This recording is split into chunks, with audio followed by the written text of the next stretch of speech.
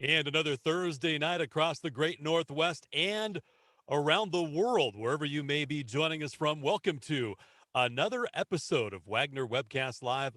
I'm Brian Bushlack, your host from virtual Alaska tonight. We've got Mark Bunzel back in Anacortes. Good to see you, Mark, and Leonard and Lorena as well at our headquarters in Anacortes. Special guest Bob Lindahl will join us here in about 15 minutes. Great presentation from him. And wherever you may be, glad you could join us again on this Thursday evening. We have got an action-packed show for you, lots to report on, along with Bob's special presentation as our special guest. First, though, without further ado, Mark, good to see you again. And I hear you were at the Boats Afloat on Lake Union today. How was it? Great, Brian. I took the liberty of your credit card, and I think I found the right boat for you. Did you? Okay. Yeah. 58-foot endurance, nice boat. Like it. It'll fit all of us. So we're looking forward to that, Brian. It'll be a lot of fun. Yep.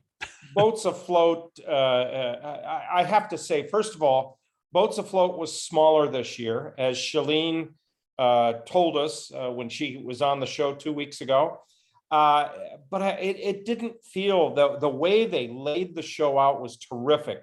They interspersed the big boats with the smaller boats. And so it wasn't like small boats are over here and big boats were over here. And it was terrific, especially for me to see my old friends in the industry. We haven't been able to go to a boat show, in the water boat show. So I recommend it. The show is going to continue to go on tomorrow, Friday, and on through the weekend down at what was called Chandler's Cove. And now, and the banners are up, and it's the piers at Lake Union. And the building where Daniel's Broiler used to be has a covering over it, and it's going to be expanded and much bigger. And at the boat show, they put a boat down at the end of the dock, which has food available, bathrooms, a bar, and that it's the Motor Vessel Olympic Star. So I highly recommend it. I had some friends with me that, and I asked them, I said, what do you think? And they said, this is a good boat show. And so there it is. No seminars this time.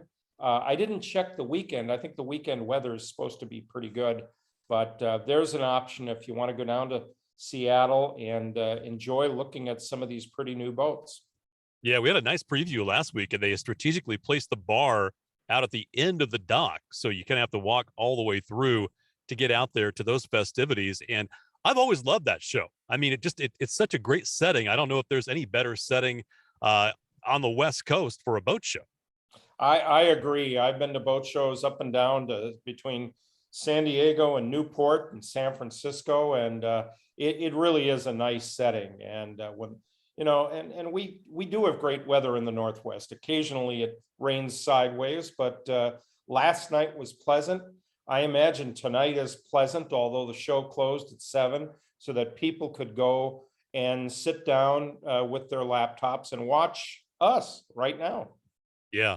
Well, great to get that report from you. Last week too, we talked about your upcoming trip to Alaska, and I know you had one cabin left for a ride along, and it sounds like you filled that, huh? Yeah. We didn't even get it in the newsletter yet. And a couple from Port Angeles signed up and said they own a Uniflight boat. They had wanted to go on the flotilla, but we didn't have enough room for them. So they said, we'll go along and turn this into a learning experience. And so they're going to be riding along on CMR, the Marquis 65 that I was on yesterday. And that just came up from San Francisco. It arrived this week.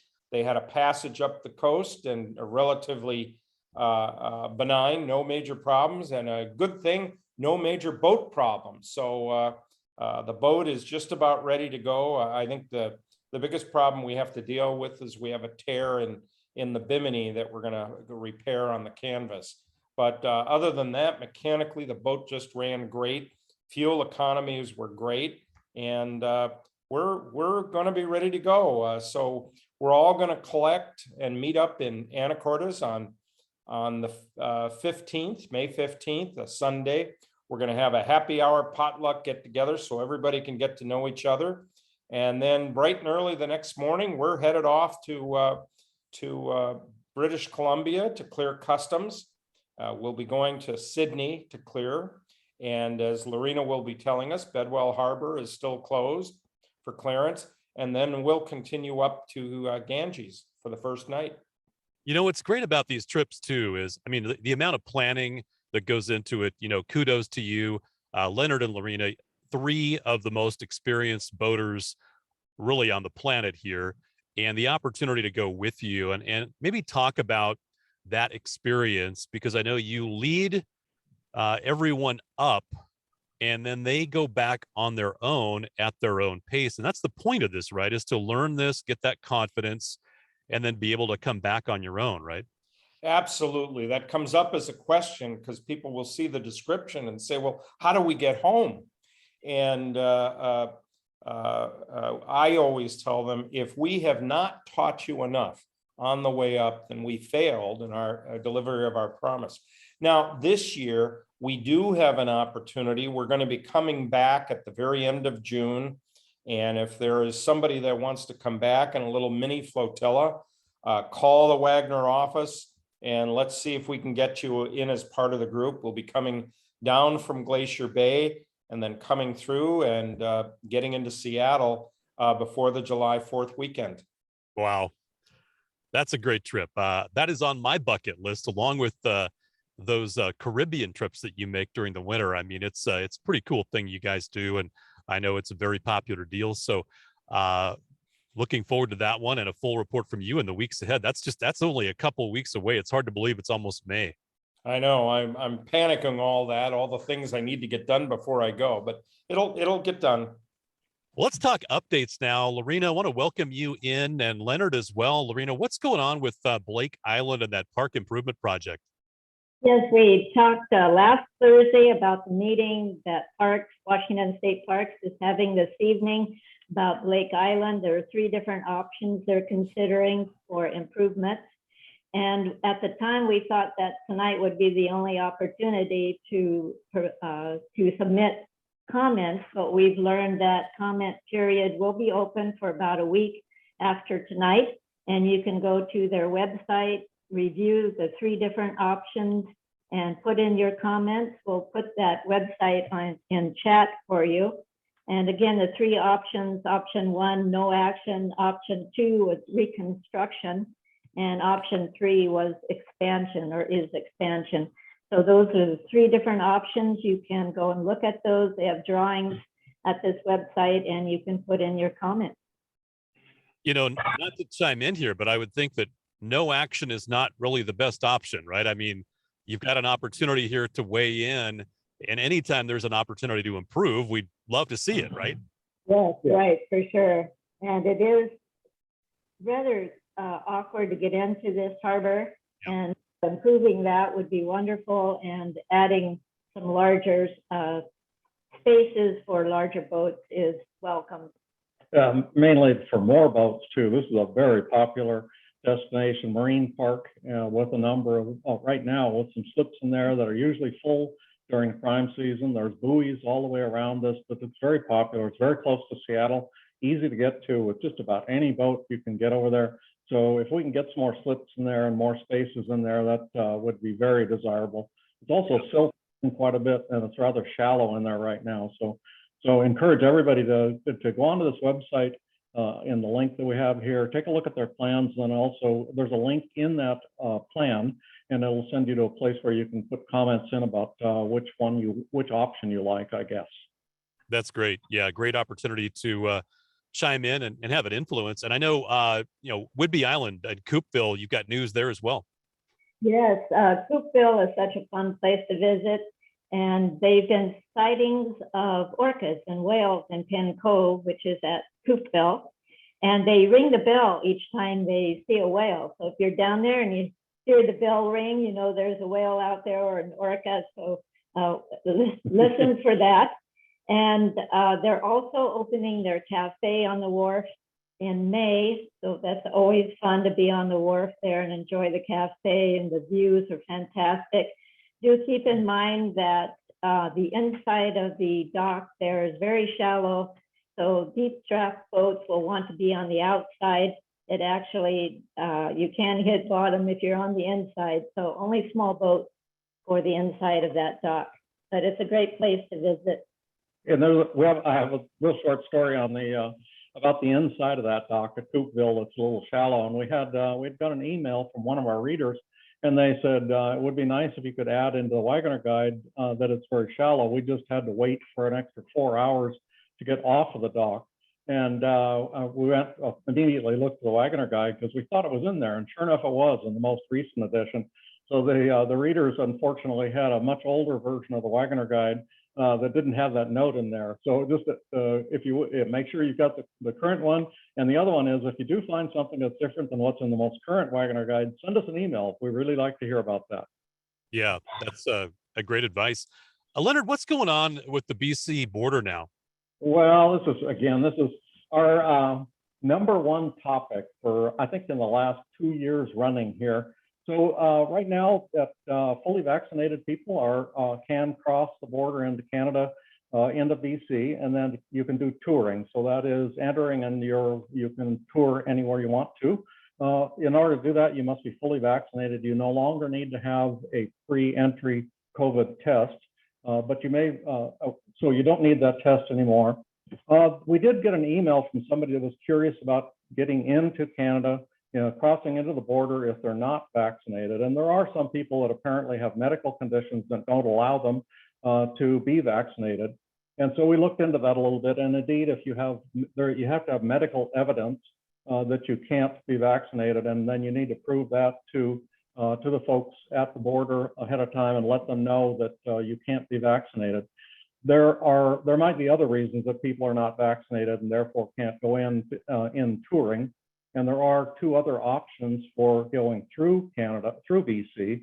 So if you're going from Washington up to Alaska, for instance, the pass-through technique or passage is still available. That's the one where you're not stopping anywhere along the way in BC.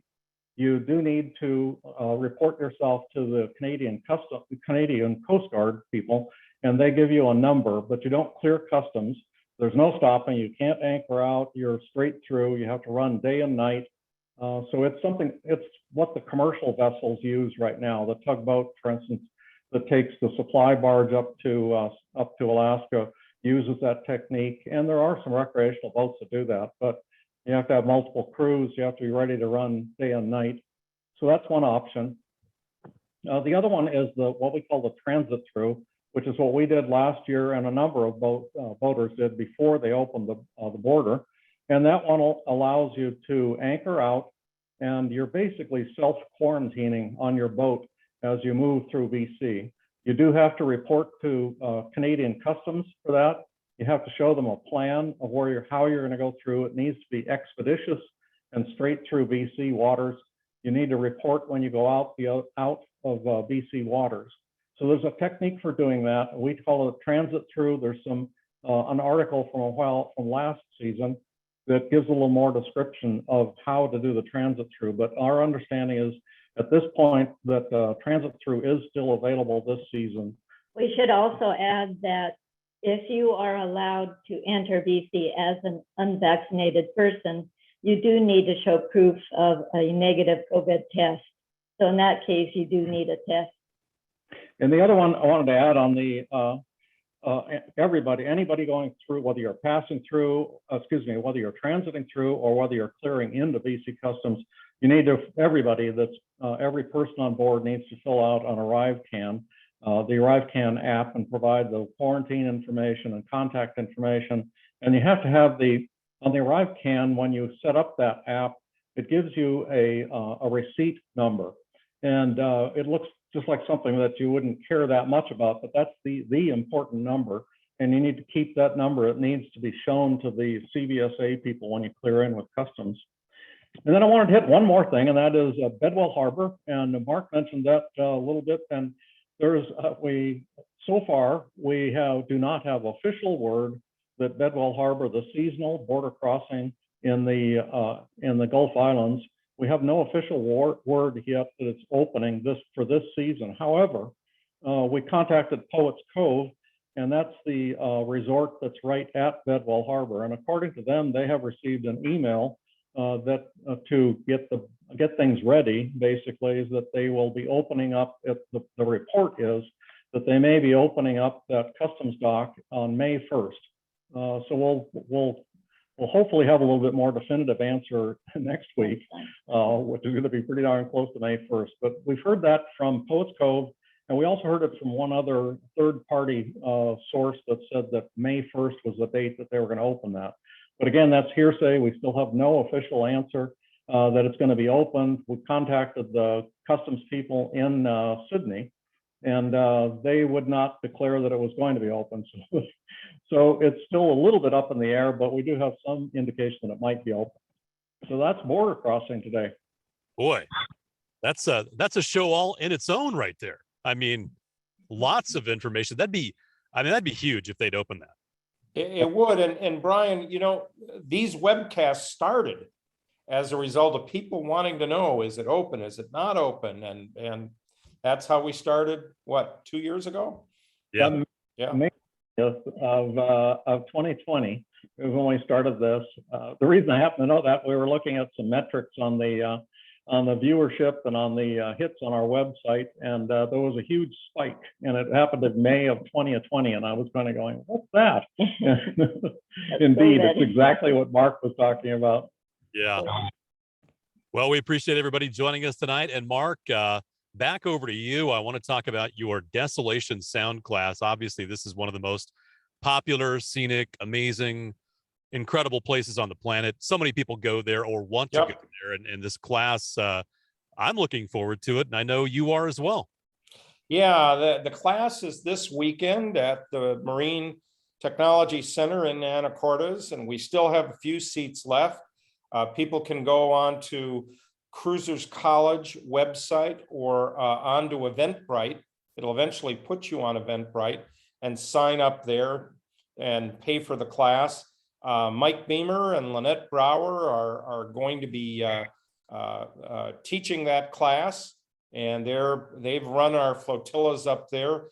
Sue Peterson, who's on deck to run the flotilla this year, she'll be attending. And so we're going to be all set for that. So it'll be a one-day class. If you've got all kinds of questions about the border and places where to go in Desolation Sound, we're all ready to help you with that. And this is that'll be this weekend. Live class in person. Yes, live in person. We don't have any, it will not be virtual at all. So there is no Zoom function for that class, only live.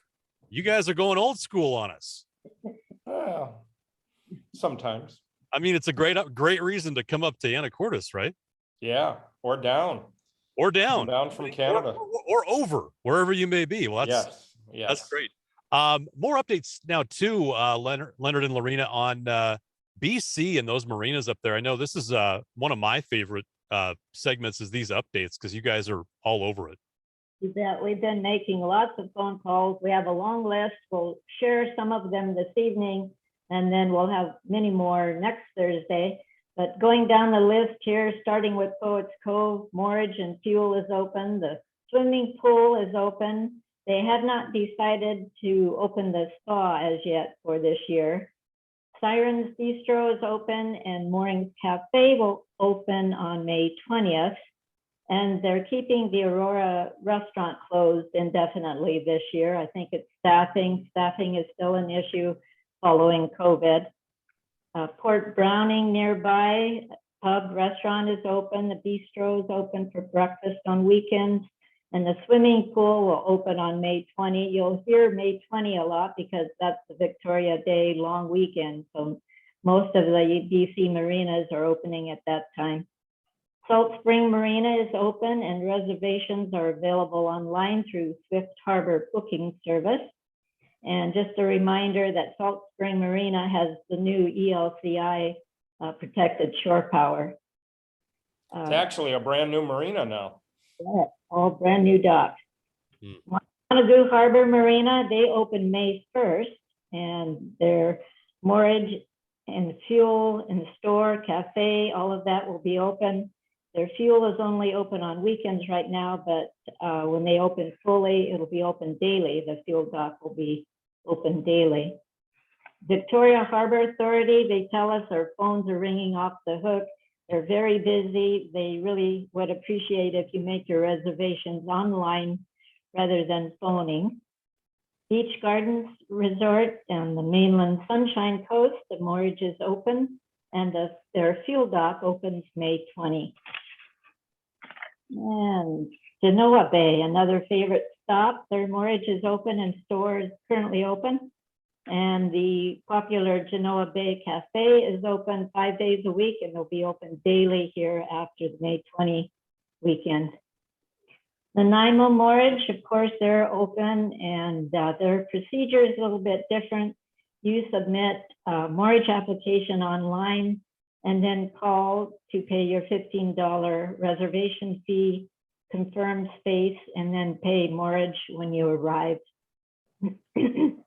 And then Ladysmith Community Marina, moorage is open, and the Oyster Bay Cafe opens May 20, another favorite cafe.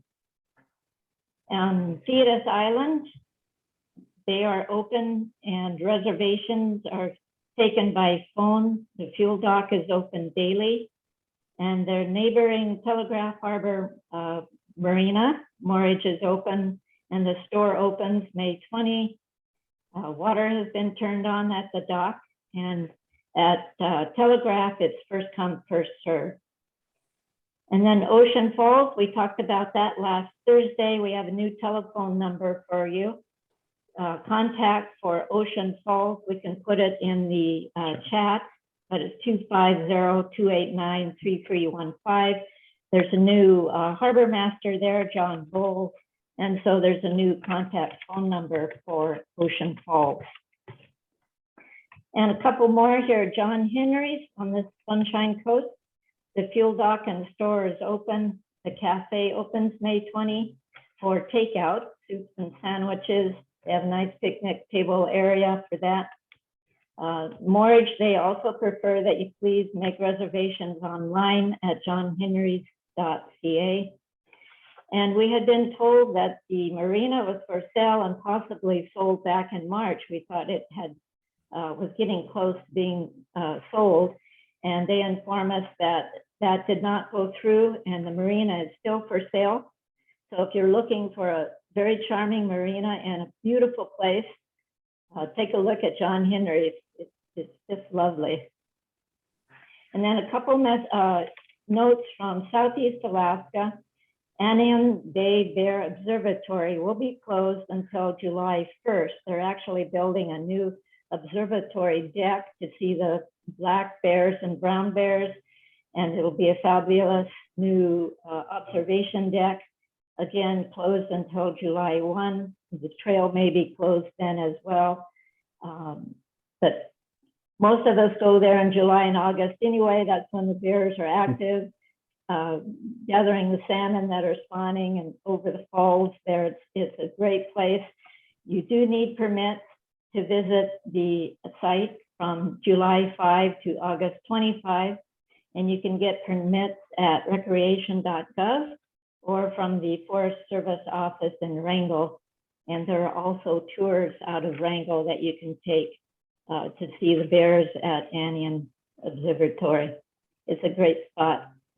And then lastly, another important update, Glacier Bay National Park. They're asking that visitors please wear masks if you're going inside the lodge or the Native Ancestors House. So any buildings up on shore in Bartlett Cove at Glacier Bay National Park, you need to wear masks. Okay, back to the bears, and I want to make sure that people listening or watching are aware that, Mark, those bears will, if you're out there cooking on the back of your boat and they smell it, just a warning, right? They'll go for a swim, won't they? Well, I wouldn't quite say they'll go for a swim. I've yet to hear of anybody having a problem grilling and a bear cutting into their grilling session. But walking on the trails is typically the situation where you could encounter a bear. And the recommendation is to make noise, whether you're singing, whether you put pebbles in a can and shake that. There are people who carry horns, little air horns, and blow them. The bears really don't want to get near us, and they typically will scurry away before you even get there, unless it's a mama bear and cubs.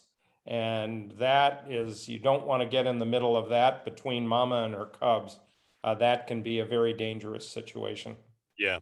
Well, it's great to hear everything reopening. I mean, I think, maybe the week of May 15th or around the 20th, that all routes north into BC are going to look like the 405 at about, 5 p.m. on a Friday. I mean, it's going to be a traffic jam going up to BC, isn't it? Yeah, it seems to be that way.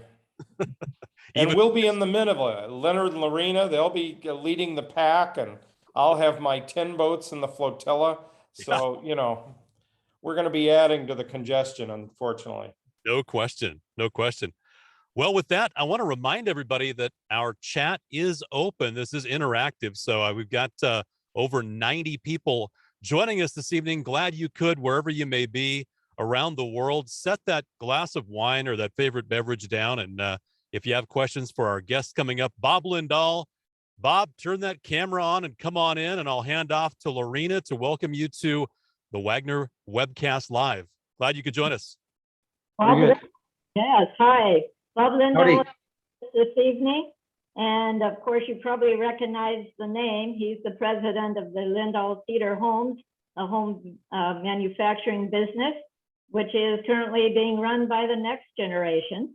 He's handed that off. And Bob tells us he's been boating for nearly his entire life. Desolation Sound and the Broughtons are among his favorite destinations, but he's ventured further. He and his wife have made dozens of trips around Cape Caution to northern BC and 4 trips to Alaska. And their claim to fame is that they have been to every tidal glacier in Southeast Alaska. So that's a mark on your record there. That's good. And he started reading about cruiser navigation rallies, and so became interested in that. They used to be called predicted log races. And he joined Queen City Yacht Club in 1998. And that's about the time that new computer-based navigation programs came along. And he focused his attention on learning the new techniques. And now it's all history. And he's going to tell us about the navigation rallies and how they work. Well, thank you very much, Lorena, and Mark and Brian and Leonard. We're, I've watched this so many times. I didn't dream I'd be on it, but that's fine. I've done it before for yacht clubs and that, so I've got the story down pretty well. I'll start a PowerPoint here just in a moment, but I do want to say that predicted log racing was the original name, and it was for the first century or so. No one's quite sure where it started, but probably around the turn of the last century, when power boats started to become common in the East Coast yacht clubs, New York Yacht Club and others. And as they bought power boats, they weren't sailing anymore and weren't doing sailboat races, and someone came up with the idea of competing using the skill of predicting your time to create a typical ship's log. Ship's log is when you record your various events of the day. The difference is that it's always in the past tense, and in predicted log racing, as it implies, you predict when you're going to be at each of the points during the day.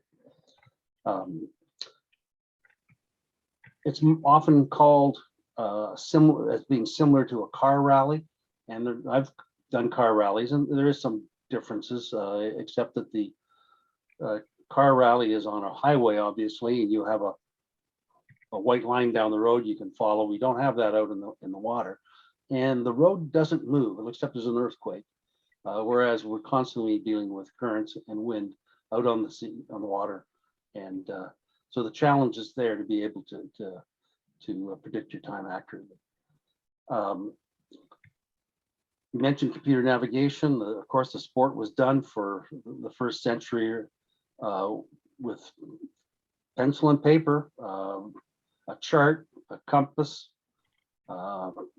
set of divider, things go like this, dividers, yeah, and a couple of straight edges, and they did their thing and did all their calculations by hand. But where the advantage right now is that with all of the computer electronics and just go to a boat show, is either plethora. Besides the stuff that you get at the boat show, the programs like Coastal Explorer and Excel programs and such on your laptop is all you need to do. And there are lots of participants in the sport who prefer using a laptop, mainly because of the accuracy of the charting, and a lot easier to do it sitting at home on your couch. So I'll turn on the share screen here now and bring up the slideshow and kind of go through the things.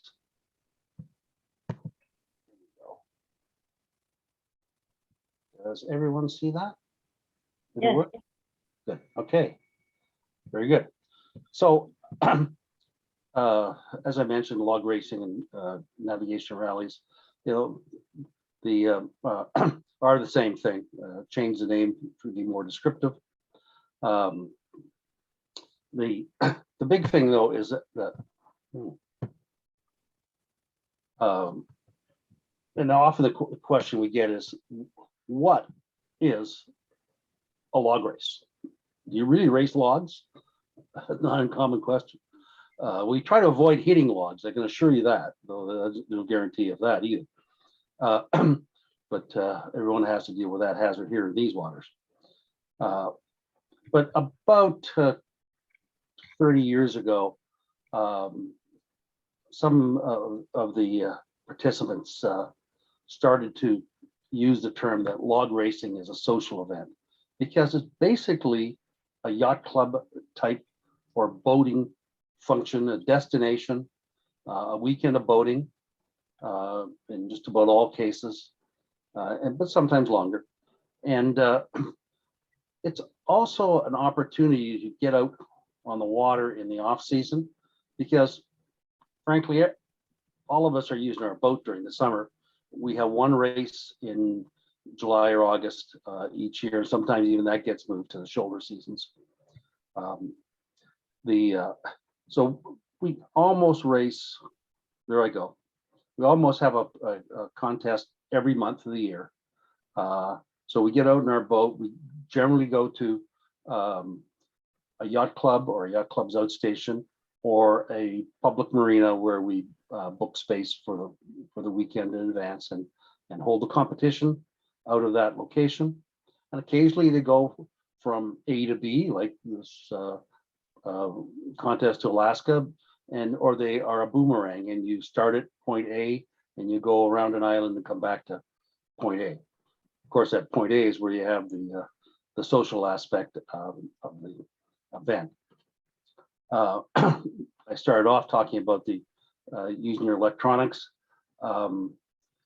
There's one of the sad things about all this fantastic electronics that we have on our boats now is that so few people get to use them to their full capability, and a lot of them are tremendous and can be used for a lot more than just our contests. But just the way it is, they are complicated, and some people are obviously more adept at using high-tech electronics. But this just lets you hone your navigation skills and also learn to use that equipment. Like any other boating event, go for a weekend and you have a poker run or other type events.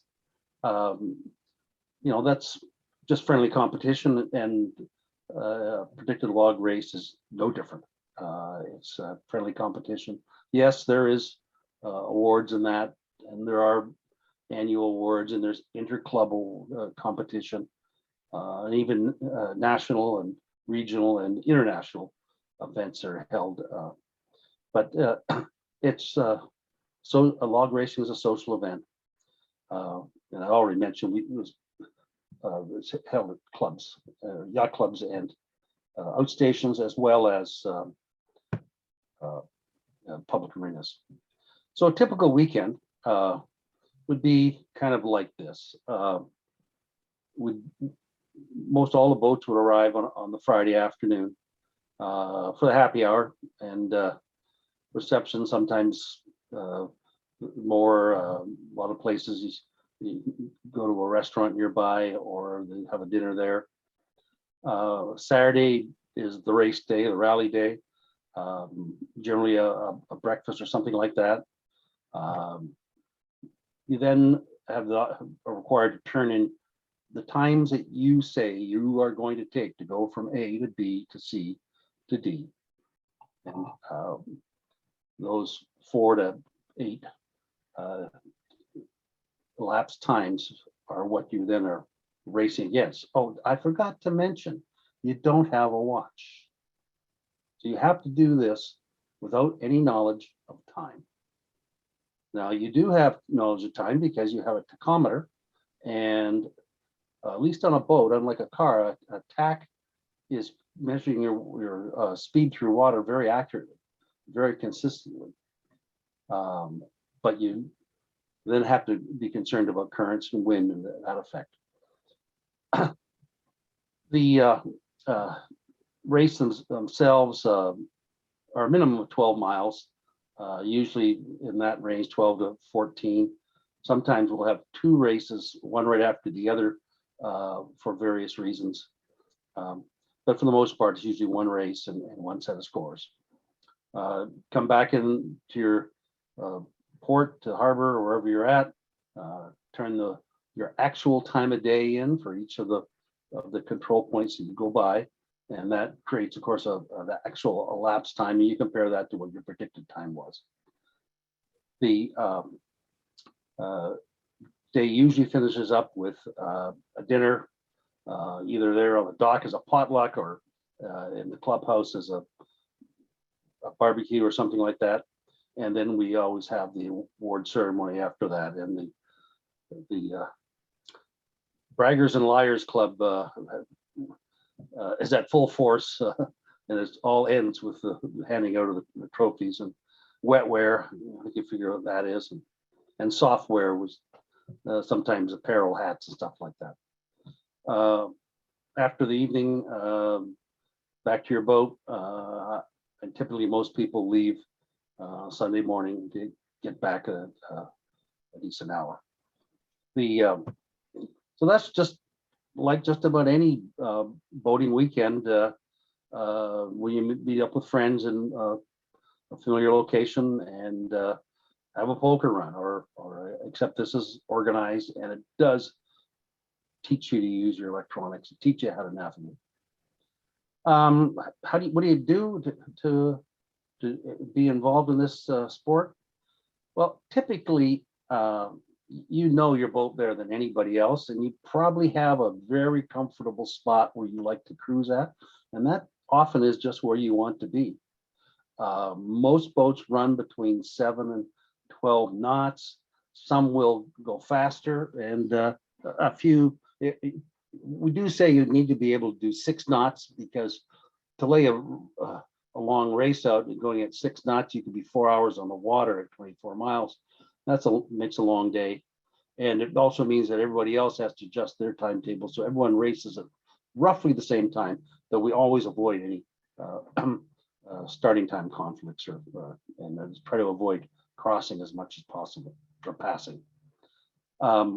Laying out the course, you're given all the information to lay out the course, but you're also given the course, the distances and legs and locations. So, and even if you're familiar with Coastal Explorer, they use a knob file. Most other programs use something similar, but they're all converted one to the other using a GPX conversion. in, like Coastal Explorer has it built in it, but others have ways of doing it, and there's a couple of software programs that'll convert. So you can take the course and just put it right in your computer, so you don't have to even lay it out. But laying it out is what you're going to have to do when you're out cruising yourself. So laying it out in a predicted log race is a very good training exercise before you have to get out there. Just about everyone now uses electronic spreadsheet, generally Excel, but any of the others will work. There's a spreadsheet on the IPBA website that anybody can download and use to do, and it does all the calculations, including the effective currents. Now, you have to put in what you think the currents are going to be, and you've got the tools, tables and stuff like that. But you could put that in there to calculate, first off, the elapsed time. You're going to take your boat speed, and math is all done automatically. You put the currents in and the effect of the currents in a number of seconds, fast or slow, that'll make you on that particular leg. When the race starts, each speed of boat is given a different starting window, and you can move your start 5 minutes so you can avoid being close to somebody else. And at that point, you log in the logbook the time of day at the start and at each of the control points or turn points. Following the course is as I mentioned before, there's no white line down the water, but you can create your own white line using fore and back ranges, and it works quite effectively. And just like you when you're cruising, you can adjust to crab for side currents and stuff like that, and that goes a long way to improve your scores. The turns generally are clearly marked points are on the chart, not there's lat, long, and photos given, and it could be a beam or extension of a dock or the range of 2 points or something like that. At the finish, you've recorded the half dozen time a day of the control points. Turn that in. The computer program computes your error. You just put time in, time of day of the control points, and bingo, there's your score. Taking into account things like handicap and that, which is all done automatically in the program. The winner is the person with the lowest percentage error. So it's not total number of seconds, and you don't average seconds. So if you're fast on one control point and slow on the next, they're both taken at absolute value. So if you were 10 fast and then 10 slow on the next one, you're not 0, you're 20. Error is cumulative, and the best score is the best percentage, which means that the slower boats who are on the water longer have an advantage, and that their denominator is bigger than the numerator, of course, is the actual time. So a typical course here, this one was down in South Sound. That island in the middle there is Fox Island, was run out of Tacoma Yacht Club's Walachet outstation, which is just up a Walachet Bay there on up there. And we started here and basically did a boomerang, the old ferry dock to the bridge, around Fox Island, through at slow through Fox Island narrows there under the bridge, and finished at basically the same point. Each of these distances are done automatically in a charting program like Coastal Explorer, and they can be exported from the program. If you lay it out yourself and directly into the Excel program, you can use the numbers, and you don't have to retype or make typos. Also does the calculations, makes them go a lot faster. Typically, you're given air photos of the control points. These are all off of a Washington State shoreline air photo website that's updated with new photos about every 10 years. And so I think the most recent was 2016, and it shows the shoreline for every inch of saltwater shoreline and some of the lakes in Washington. So you can get all your information from here. There is similar photos available. And you've also got Google Earth and other programs, websites to get that information off of as well. So you know what you're to look for if you haven't been, if you're going somewhere where you haven't been before. Of course, I'm not going to go through this, but basically you're given in writing what the course is. And then this is just for the first two control points. But all the lats, lawns and stuff like that. And there's the ferry piling we showed there earlier. But you're also given the leg bearing and distance table with lat lawns of everyone. So you know where they are. You can just put those numbers in to create the lat lawns, and it'll create the route for you. And of course, you're given that knob file or GPX file, which you can use in any charting program. There's a lot of tools that you can use. They're not all required, but Coastal Explorer or some type of charting program, you're going to use that for cruising. Who doesn't have a computer navigation now? You got it on your iPhone. I've never seen anyone run a race with an iPhone chart like iSailor or one of the other ones, but technically possible to do it. You use the GPS, but not to give you speed over ground or lat lawn and stuff like that. But you can use that information. In some races, actually, we do use speed over ground and that type of things. But for the most time, you don't use it during the race, but you can record all the information where you are and go back and look at it later. You can run a track on a separate computer that's covered so that you can see where you were and where you made errors in position.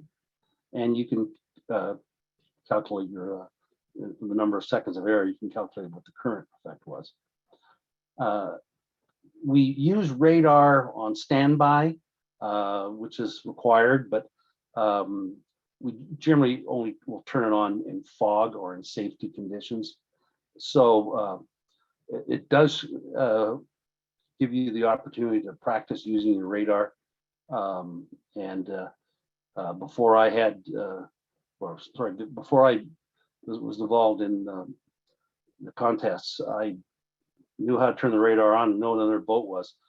Boy, when we started using the radar in the races, I really got to know how to use radar and also how to fix my radar so it was actually showing everything properly.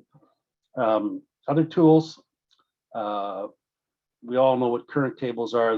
They come up automatically now in the charting programs, Coastal Explorer and others. Tide tables are not quite as valuable, but at least they'll give you an idea of direction and turn and high and low and what have you. The current tables are better. Weather forecasts, you are allowed to adjust your throttle. So if the weather as it starts to get windy, you can add to your speed within reason or take it off. As I said, just about everyone uses a spreadsheet to do their calculation. There are other toys, as I call them. Electronic range finders can be used at sometimes. The binoculars with a reticle in them and a compass are very handy to use, and they can be used at any time. Measuring angles and bearing on points. Printing timepiece, we used to use mechanical ones. Now we just use the apps like Emerald Timestamp and others in the different programs. So there are miscellaneous other tools, but the common ones I've got listed here. We do about, as I mentioned, about one race a month. This is the schedule actually from last year. And it was before we did the COVID adjustments for last year. So some of these races were changed, but the races in 2022, this year, are pretty much right on these dates. A few changes have been made. And you can see we race every day, every month of the year pretty well, except for November and December. First one, January, et cetera, et cetera. The International Cruiser Race is between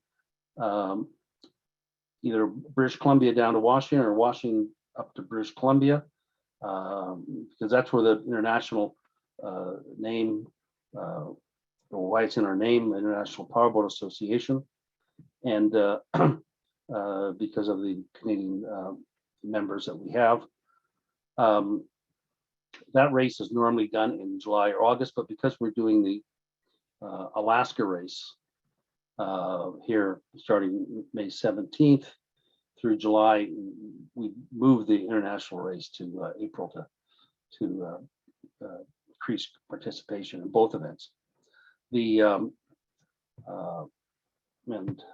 we do hold some meetings for planning the next year. So this year we have a special opportunity. It is predicted log race, cruiser navigation contest to Alaska. We're leaving Winslow on May 17th, or gathering in there May 17th, and we will finish in Wrangell on July 4th weekend.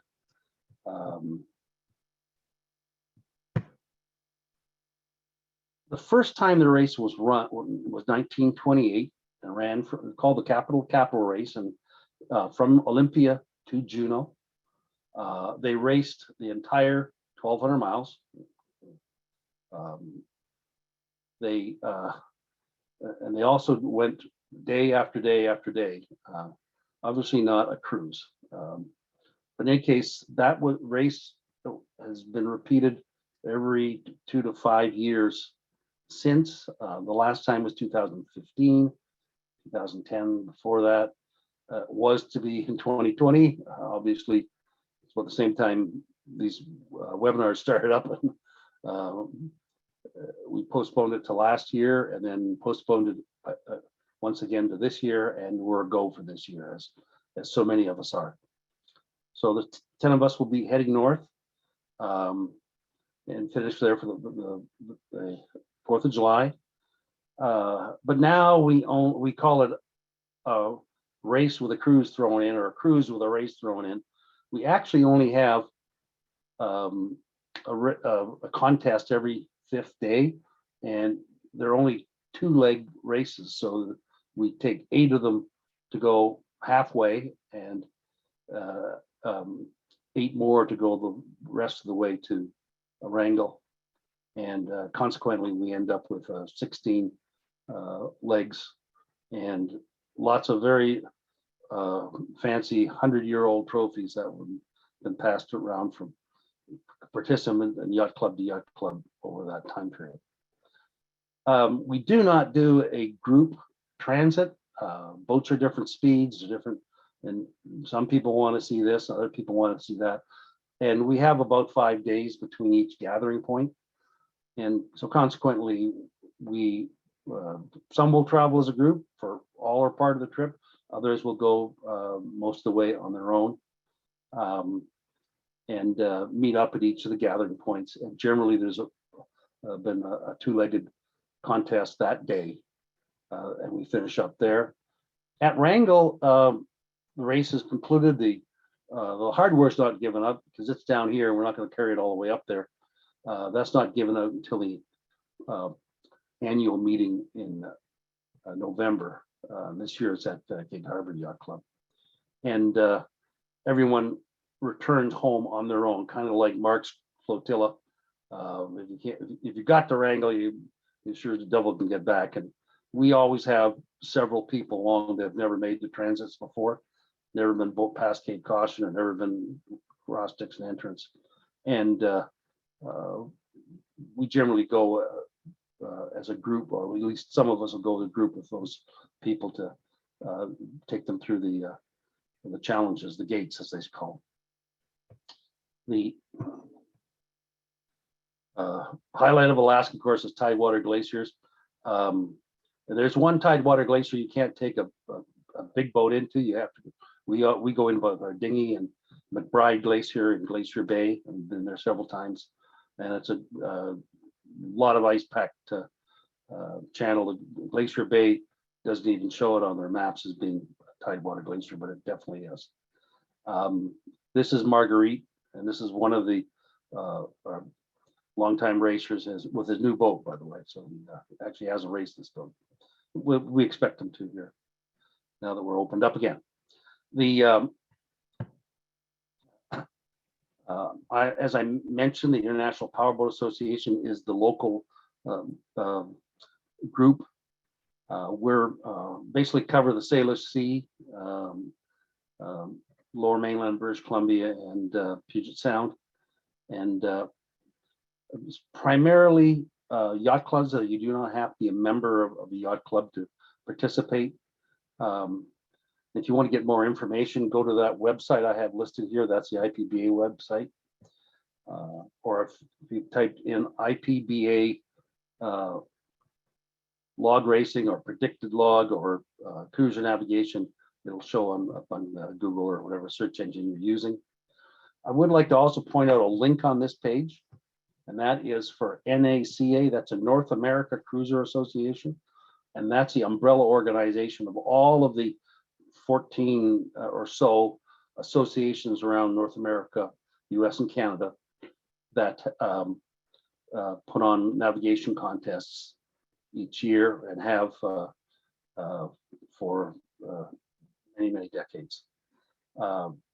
NACA sets the rules that are kind of a bare minimum you need to follow. You've got to have so many boats, you've got to have at least 12 miles, you've got to have at least 4 timed legs. So very simple rules, and any variation of the stuff that I talked about earlier with electronics and that is all decided by the local associations. There is one international contest called the North American Invitational. This year it's in Long Beach, California. Last year it was in San Diego. It'll be here in the Northwest next September. And that is one person, generally the best, the winner of the whole thing the previous year, or a designated participant, and that is a great thing to be on. And been on a few of those, and they're great challenge, the best in the I like to say the world. We do a little bit of similar type of log racing in Australia and in England, but nothing is organized to the size of what we do here. And when you go on the IPBA website, you can get some information, but we ask that you join. No cost. It's just a case of keeping track of who has access to our information. And I'd like to just finish off the slideshow with the that byword used earlier. By phrase, log racing is a social event, and But Bob, that trophy is huge.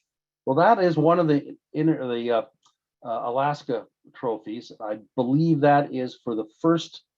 This isn't for the whole race. This is just for the first 8 legs.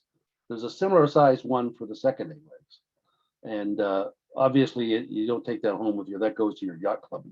So when you go into the yacht clubs, you see their trophy cases. They're all trying to get trophies like this, and they're pretty much everybody's got their trophies to brag about.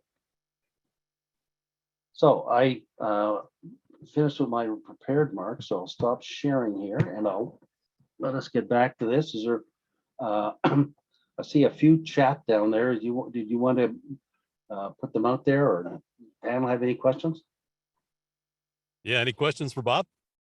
Bob, the questions that came in that we've answered were general cruising questions. I haven't seen any come up about the predicted log races, but boy, this looks like fun, especially when you emphasize that it's a social event. That's the and it truly is a great by phrase, and like I said, it's very similar to just about any weekend boating trip that everybody does as often as they can do it, just that it has a purpose. So we have a question for you here. Do boaters have an observer on board to check time, or is it the honor system? Well, up until COVID, every boat had an observer. It was a little difficult on the Alaska trips, but even there, we would have observers on the last legs on the individuals that were in contention for the big hardware. But with COVID, we were we did our first race in Port Orchard in October of 2020. After that first wave and that, and we were socially distanced on the dock. Everything was done outside, and we obviously couldn't have a observer from some other family come on our boat with us, and vice versa. They didn't want to go on our boat, even after we had vaccines available and everyone vaccinated last year.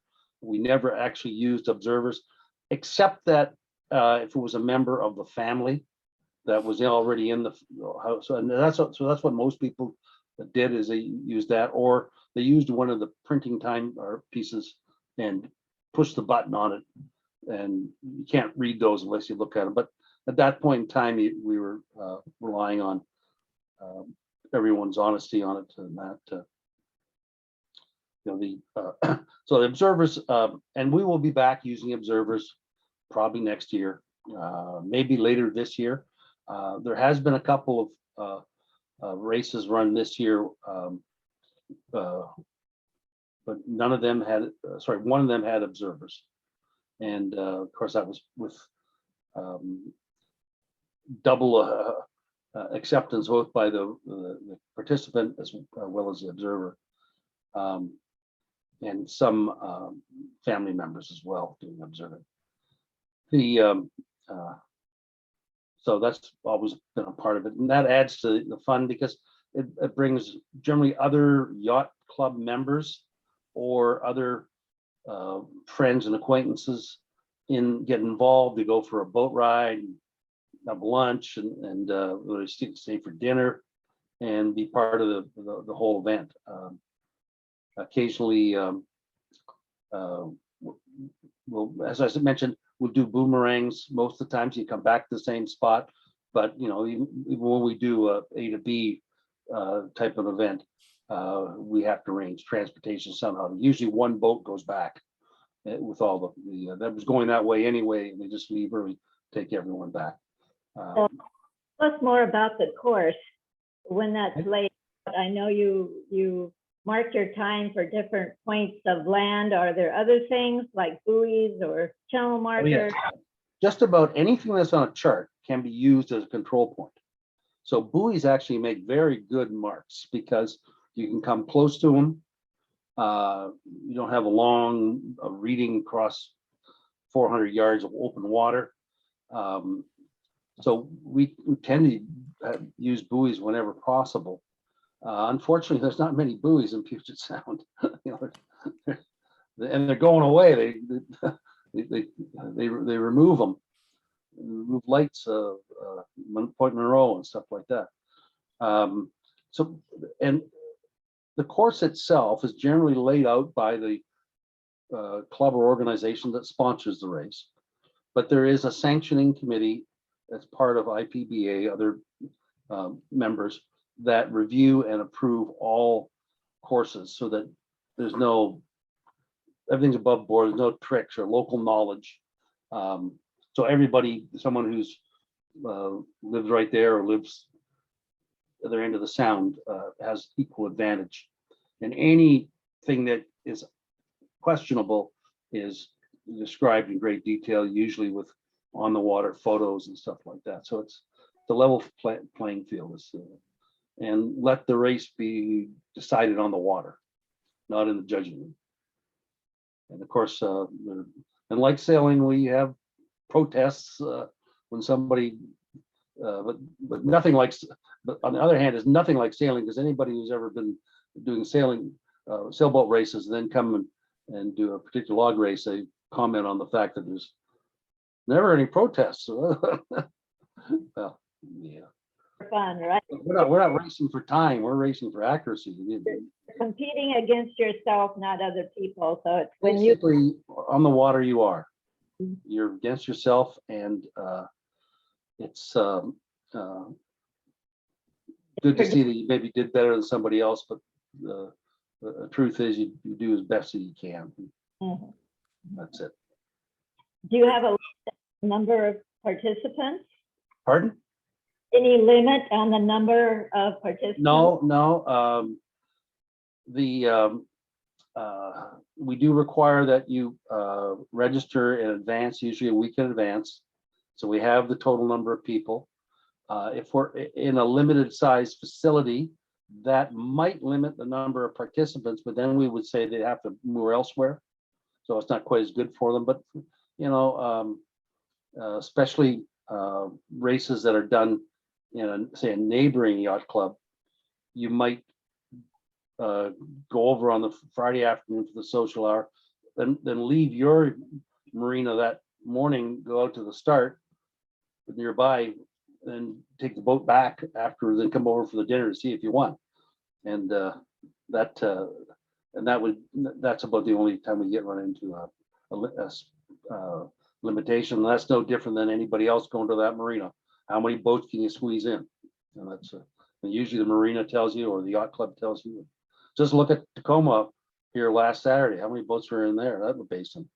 Walk between them. Great.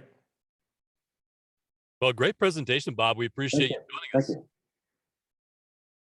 Thank you. Yeah, it sounds like a lot of fun, Bob. Yeah, we really enjoy it. I'm sure that people are going to be looking up the information on that, and some are going to be signing up. Thank you very much. Yeah, Bob Thanks for the Liddell, opportunity. thank you for Very joining us. Well, What do we got coming up next week, Brian? well, it's Cinco de Mayo, Mark. I was going to ask you if we have it in the budget to maybe host a show from Mazatlan next week. I don't know about that, but I think we could buy a bottle of tequila for each of us. That sounds good to me. So get your tequila and your mixers and your limes and your salt ready, because it's Cinco de Mayo, a special edition next week. We'll Do welcome. we have to wear funny hats, Brian? You better have your hat next week. That's all. That sombrero better be dusted off and ready to go. So, Okay. George Harris from Northwest Marine Trade Association will join us. Of course, more of the popular marina updates from Leonard and Lorena, and a whole lot more next week. Cinco de Mayo, May 5th, our next show. Hope you can join us. Until then, safe travels wherever you may be. Night. Good night, everybody.